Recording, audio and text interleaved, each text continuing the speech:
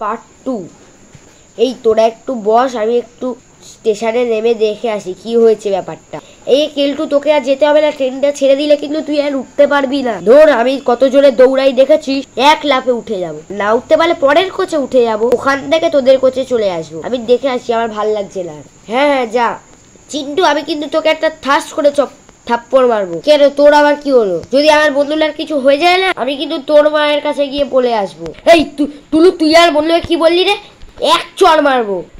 কাকে বললি তুই? দেখলি তো আমার বন্ধু আমার ক্ষেত্রেই আস। কেলটু, তুই কিন্তু কাজটা ঠিক করলি না। বেশ করেছি, তোকে আনা হয়েছে এটাই অনেক। ও, আমি যে টাকাটা দিলাম তার কোনো দাম নেই বুঝি? আচ্ছা ঠিক আছে, আমি একটু নেমে উঠে আসবো।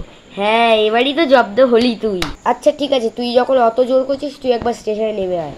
হ্যাঁ হ্যাঁ। তারপর কেলটু ট্রেন থেকে নেমে যায় এবং প্ল্যাটফর্মে দিকে আরো এগাতে থাকে। দেখতে দেখতে সে ট্রেনের ইঞ্জিনের সামনে চলে আসে। তখন ইঞ্জিনটা জোরে হর্ন দেয় করে ছেড়ে দেয়।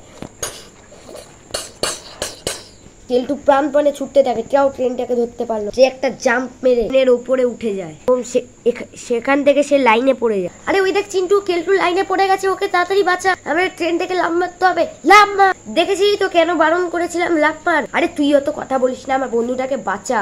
ওই লাইনে এক্ষুনি ট্রেন আসবে। তারপর তারাও ট্রেন থেকে ঝাঁপ মেরে লাইনে পড়ে যায় এবং যে স্টেশনে ট্রেনটা অনেকক্ষণ দাঁড়িয়ে ছিল সেই স্টেশনে চলে যায়। তো দেখলে তো বন্ধুরা, এটাও আমাদের সাথে ঘটে যাওয়া একটা সত্য ঘটনা। ভালো লাগলে প্লিজ লাইক, সাবস্ক্রাইব আর কমেন্ট করতে ভুলবে না। টাটা। আর তোমরাও এইরকম ভুল জীবনে কোনোদিনও করবে না, যেটা আজকে আমার সাথে হলো। যদি আজ আমার বন্ধুগুলো না থাকতো, আমি মনে হচ্ছে আজকে আর বেঁচে ফিরতাম না। ঠিক আছে, বাই বাই, দেখা হচ্ছে পরের ভিডিওতে।